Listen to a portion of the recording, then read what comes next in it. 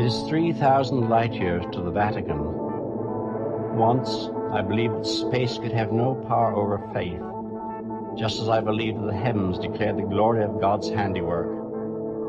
Now I have seen that handiwork, and my faith is sorely troubled. I stare at the crucifix that hangs on the cabin wall above the Mark 6 computer, and for the first time in my life, I wonder if it is no more than an empty symbol.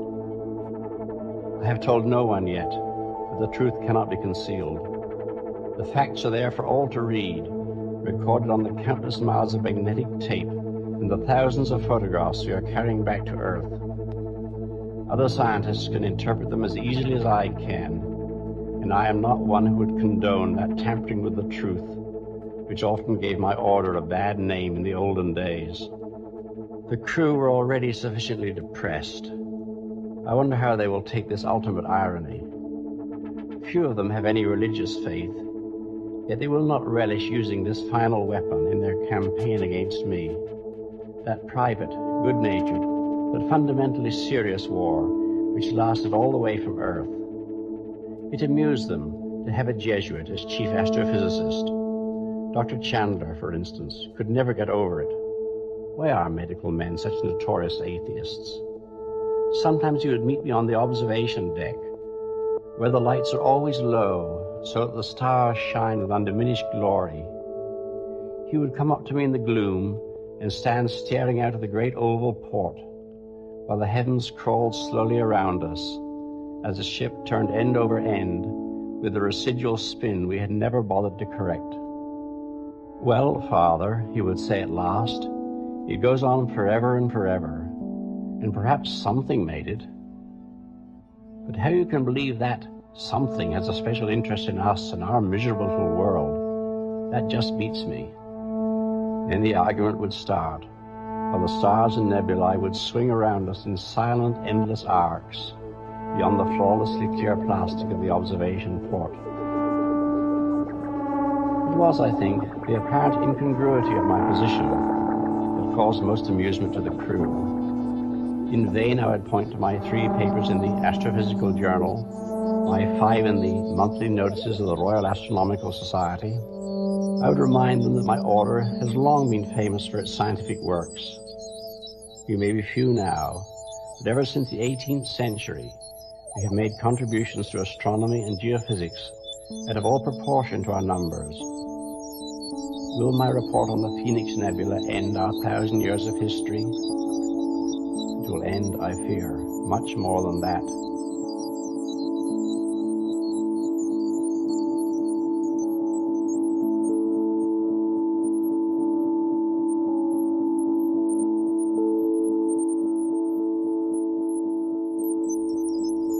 I do not know who gave the nebula its name, which seems to me a very bad one.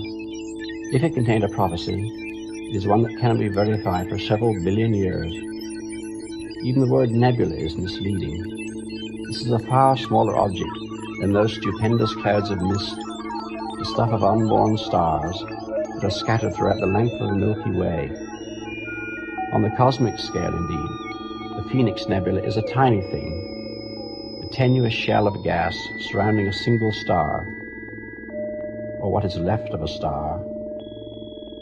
The Rubens engraving of Loyola seems to mock me as it hangs there above the spectrophotometer tracings. What would you, Father, have made of this knowledge that has come into my keeping so far from the little world that was all the universe you knew? Would your faith have risen to the challenge, as mine has failed to do? You gaze into the distance, Father, but I have traveled a distance beyond any that you could have imagined when you founded our order 1,000 years ago. No other survey ship has been so far from Earth. We are at the very frontiers of the explored universe. We set out to reach the Phoenix Nebula. We succeeded, and we are homeward bound with our burden of knowledge. I wish I could lift that burden from my shoulders, but I called you in vain across the centuries and the light years that lie between us. On the book you are holding, the words are plain to read. To the greater glory of God, the message runs, but it is a message I can no longer believe. Would you still believe it? if you could see what we have found. We knew, of course, what the Phoenix Nebula was. Every year, in our galaxy alone, more than 100 stars explode, blazing for a few hours or days with thousands of times their normal brilliance before they sink back into death and obscurity. Such are the ordinary novae, the commonplace disasters of the universe. I have recorded the spectrograms and light curves of dozens since I started working at the Lunar Observatory. But 3 or 4 times in every 1,000 years, there occurs something besides which even a nova pales into total insignificance. When a star becomes a supernova, it may for a little while outshine all the massed suns of the galaxy. The Chinese astronomers watched this happen in AD 1054, not knowing what it was they saw. 5 centuries later, in 1572, a supernova blazed in Cassiopeia so brilliantly that it was visible in the daylight sky. There have been 3 more in the 1,000 years that have passed since then. Our mission was to visit the remnants of such a catastrophe, to reconstruct the events led up to it, and, if possible, to learn its cause. We came slowly in through the concentric shells of gas that had been blasted out 6,000 years before, yet were expanding still. They were immensely hot, radiating even now with a fierce violet light, but were far too tenuous to do us any damage. When the star had exploded, its outer layers had been driven upward with such speed that they had escaped completely from its gravitational field. Now they formed a hollow shell, large enough to engulf 1,000 solar systems, and at its center burned the tiny, fantastic object which the star had now become. A white dwarf, smaller than the Earth, yet weighing 1,000,000 times as much. The glowing gas shells were all around us, banishing the normal light of interstellar space.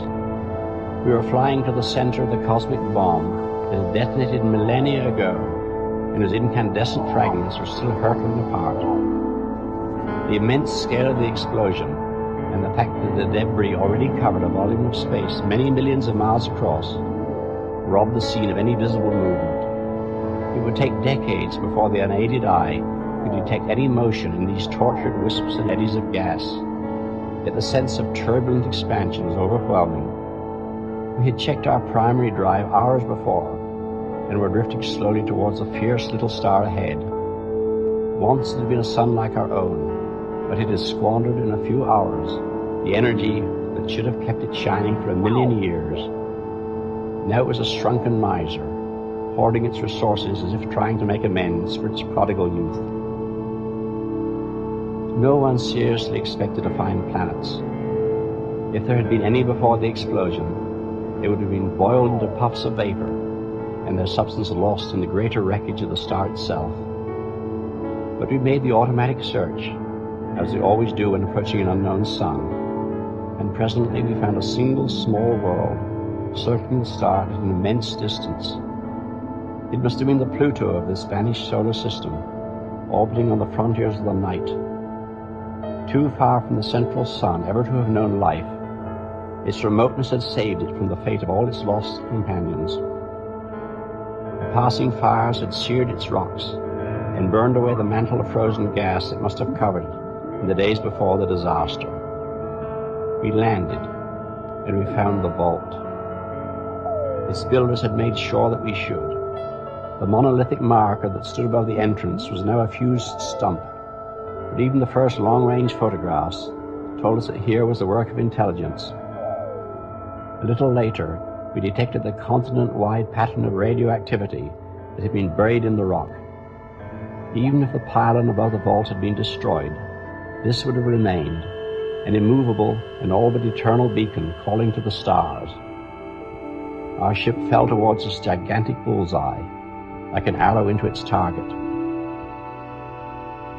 The pylon must have been a mile high when it was built, but now it looked like a candle that had been melted down into a puddle of wax. It took us a week to drill through the fused rock, since we did not have the proper tools for a task like this. We were astronomers, not archaeologists, but we could improvise.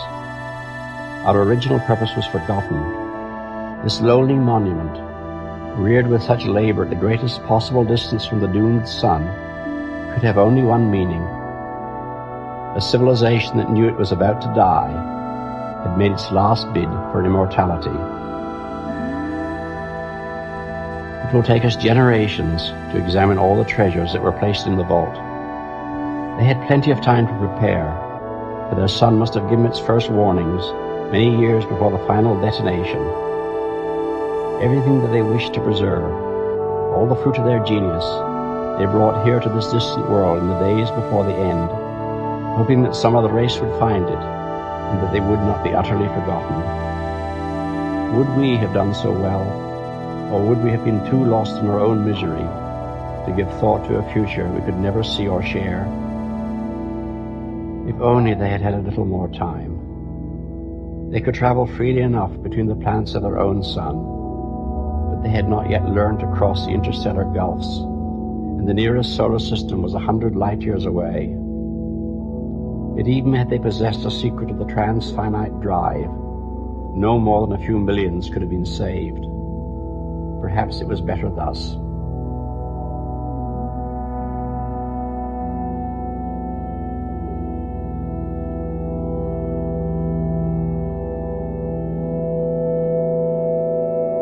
Even if they had not been so disturbingly human as their sculpture shows, we could not have helped admiring them and grieving for their fate.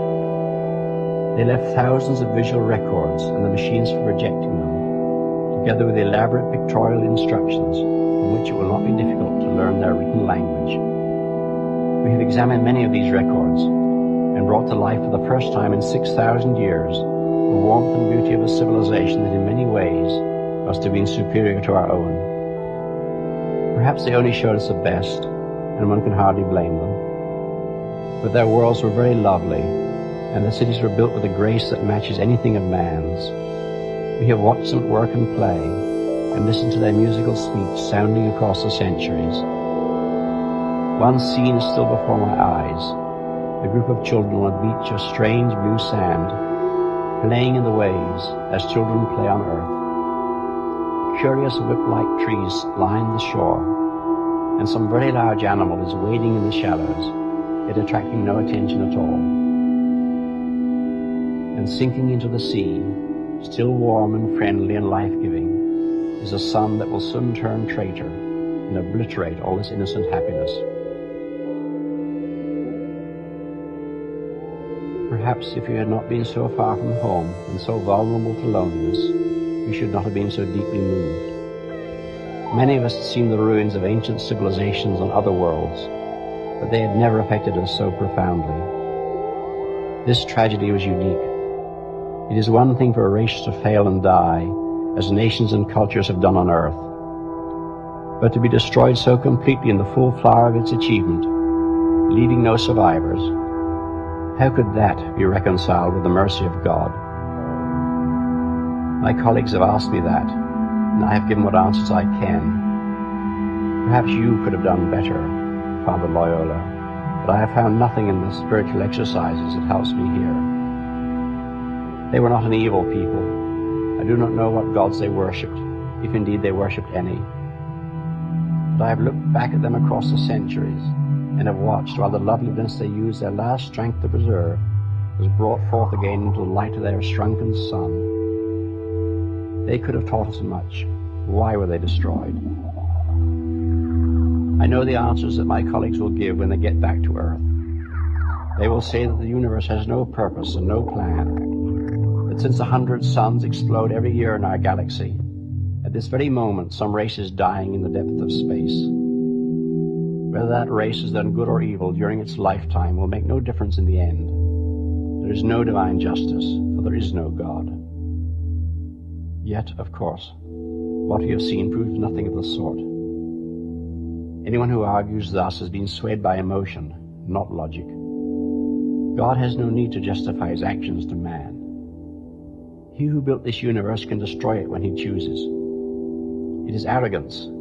It is perilously near blasphemy for us to say what he may or may not do. This I could have accepted, hard though it is to look upon whole worlds and peoples thrown into the furnace. But there comes a point when even the deepest faith must falter. And now, as I look at the calculations lying before me, I know that I have reached that point at last. We could not tell, before we reached the nebula, how long ago the explosion took place.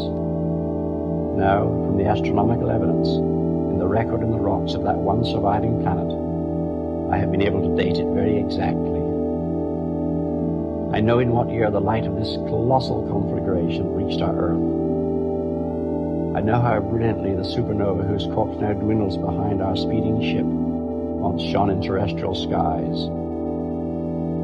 I know how it must have blazed low in the east before sunrise, like a beacon in that oriental dawn.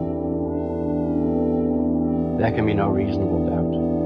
The ancient mystery is solved at last. Yet, oh God, there were so many stars you could have used. What was the need to give these people to the fire, that the symbol of their passing might shine above Bethlehem?